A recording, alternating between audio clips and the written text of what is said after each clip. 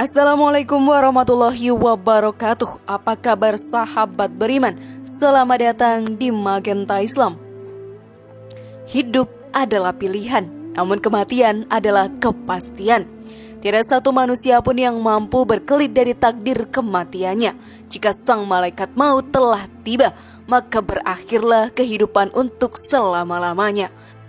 Sebenarnya sahabat beriman, Allah selalu memberikan tanda bahwa kematian benar adanya, namun terkadang kita semua masih tetap abai saja. Bahkan melalui peristiwa-peristiwa besar yang telah terjadi di awal tahun ini, mulai dari jatuhnya pesawat Sriwijaya Air hingga wafatnya ulama besar Syekh Ali Jaber.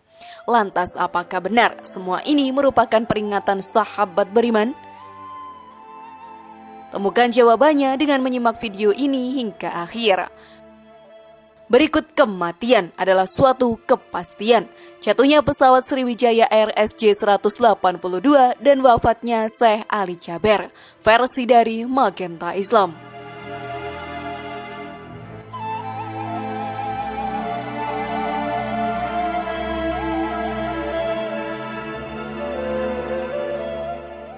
Kematian merupakan suatu hal yang pasti terjadi dan akan dihadapi semua makhluk hidup di dunia ini.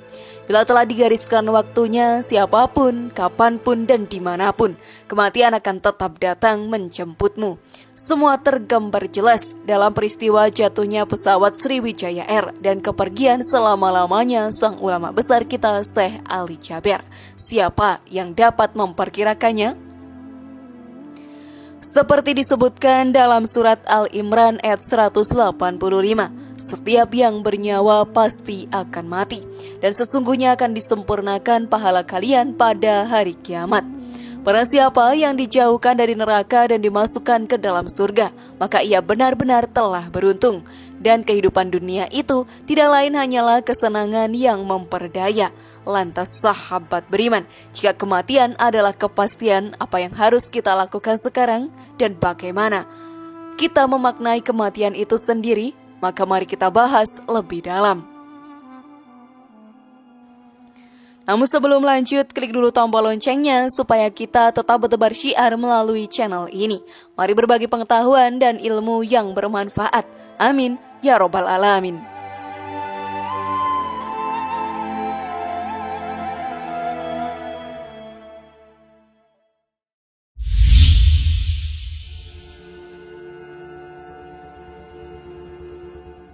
Makna kematian. Masalah kematian menuntut banyak jawaban, mengingat kematian sahabat beriman merupakan bagian yang tak terpisahkan dari hidup manusia. Tiap orang, bahkan yang tak beragama pun percaya ada kematian.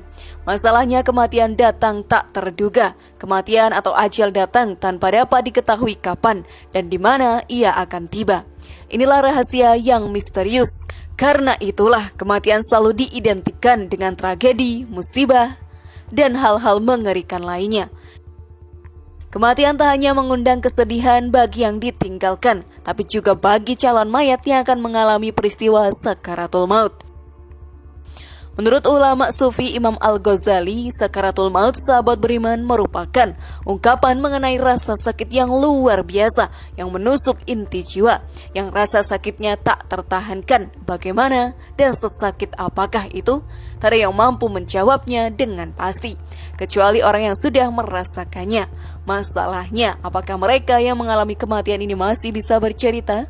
Maka kita tak akan pernah menemukan jawabannya, sahabat beriman. Dalam Al-Quran telah diterangkan, katakanlah, sesungguhnya kematian yang kamu lari daripadanya, maka sesungguhnya kematian itu akan menemui kamu. Quran Surat Al-Jum'ah ayat 8. Karena wataknya yang seperti tak mengenal belas kasihan, kematian itu disebut oleh Nabi dengan istilah hazim al-lazat, yaitu penghancur kenikmatan dan kelezatan duniawi. Hadis riwayat Tirmizi, Nasai, dan Ahmad dari Abu Hurairah. Lalu kenapa kematian selalu ditakutkan hampir seluruh umat manusia?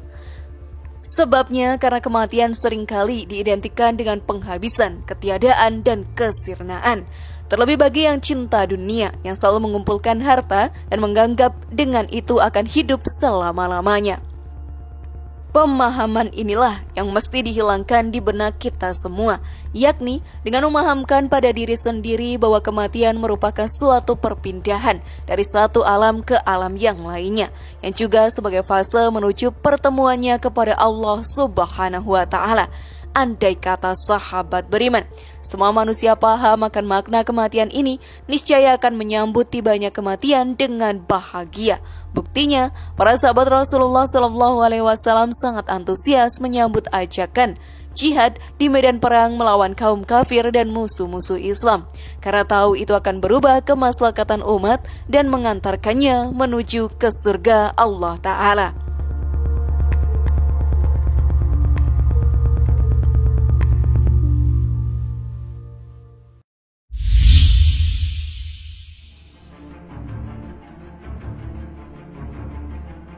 Istilah kematian dalam Al-Quran. Dalam Al-Quran ada beberapa istilah yang dipergunakan Allah Subhanahu wa Ta'ala untuk mengartikan kematian. Pertama, kata al-maut atau kematian itu sendiri. Kata ini sahabat beriman dalam bentuk kata benda diulang sebanyak 35 kali. Al-maut menunjuk pada terlepasnya atau berpisah ruh dari jasad manusia. Kepergian ruh membuat badan tak berdaya dan kemudian hancur lebur menjadi tanah. Allah Subhanahu wa Ta'ala berfirman, "Darinya tanah itulah kami menciptakan kamu, dan kepadanya lah kami akan mengembalikan kamu, dan dari sanalah kami akan mengeluarkan kamu pada waktu yang lain." Quran Surat Thaha ayat 55. Kedua, kata al-wafah atau wafat. Kata ini dalam bentuk fi'il diulang sebanyak 19 kali. Al-wafah memiliki beberapa makna, antara lain sempurna atau membayar secara tunai. Jadi artinya, orang mati dinamakan wafat karena ia sesungguhnya sudah sempurna dalam menjalani hidup di dunia ini. Oleh sebab itu kita tak perlu berkata, sekiranya tak ada bencana alam si fulan tidak akan mati, karena semua telah digariskan oleh Allah Subhanahu wa Ta'ala.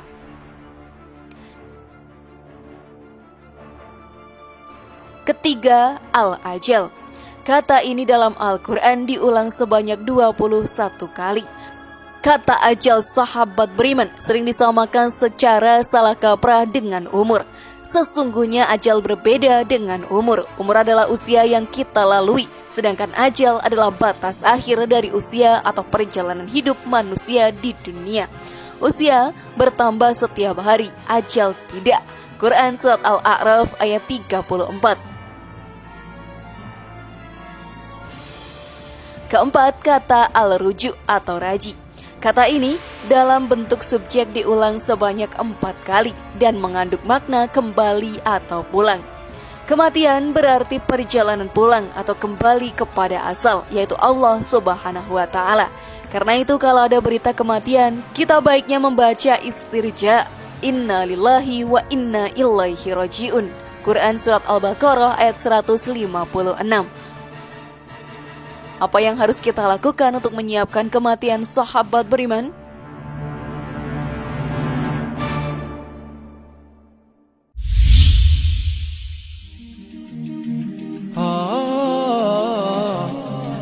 Persiapan diri menghadapi kematian.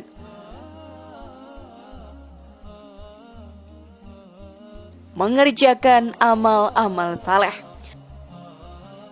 Allah memberikan 2 syarat bagi siapapun yang berharap bertemu dengannya di surganya, yaitu beramal saleh dan meninggalkan kesyirikan. Dalam sebuah firman-Nya, Allah Subhanahu wa Ta'ala menegaskan, barang siapa yang mengharapkan bertemu Tuhannya, maka hendaklah melakukan amal saleh dan janganlah menyekutukan ibadah terhadap Tuhannya dengan suatu apapun. Quran Surat Al-Kahfi ayat 110. Amal saleh sahabat beriman yang dimaksud dalam ayat tadi adalah segala bentuk perbuatan baik yang steril dari riak atau pamer dan sesuai dengan tuntunan syariat.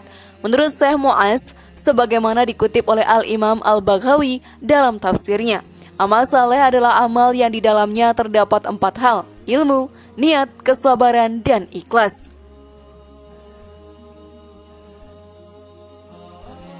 menjauhi perbuatan-perbuatan tercela. Meninggalkan keharaman adalah wajib, sedangkan meninggalkan kemakruhan adalah sunnah. Demikian pula dianjurkan untuk meminimalisasi perkara mubah yang tidak ada manfaatnya. Setiap kali akan melakukan keburukan sahabat beriman, maka kita harus ingat akan kematian yang akan datang. Banyak yang lupa bahwa salah satu hal terpenting dalam hidup ini sebenarnya bukan diukur dari berapa lamanya kamu memijakkan kaki di bumi ini, melainkan seberapa dalam kualitas hidup kamu. Contohnya relasi yang hangat dengan keluarga dan juga sahabat. Menyiapkan diri untuk menghadapi saat-saat terakhirmu memang berat rasanya, namun dengan itu kamu akan merasa lebih ikhlas, tenang, dan bebas dari penyesalan. Kamu pun sahabat beriman tidak tahu kapan saatnya tiba. Mungkin masih punya 20 tahun lagi atau hanya 2 bulan saja. Karena itu selagi punya kesempatan sekarang, maka manfaatkan sebaik mungkin. Segera bertobat. Tidak ada manusia yang bersih dari kesalahan dan dosa. Kesalahan adalah hal yang wajar bagi manusia. Yang bermasalah adalah membiarkan diri berlarut-larut dalam perbuatan dosa.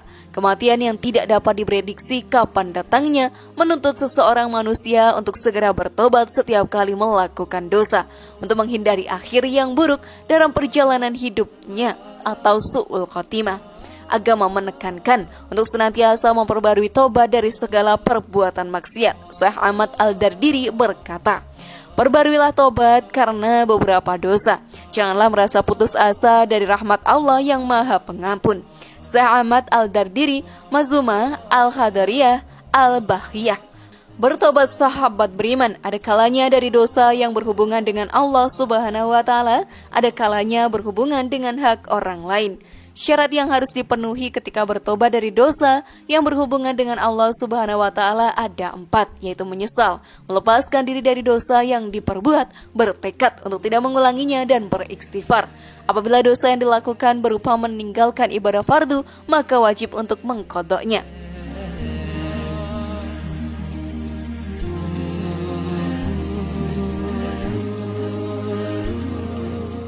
Sudah siapkah memperbaiki diri sekarang sahabat beriman? Lalu sudah siapkah pula jika kematianmu akan segera datang?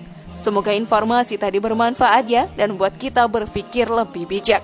Mari bangun Magenta Islam ini dengan cara klik tombol subscribe, like, share, dan aktifkan tombol loncengnya. Wassalamualaikum warahmatullahi wabarakatuh. Dan jangan lupa tonton video yang lainnya.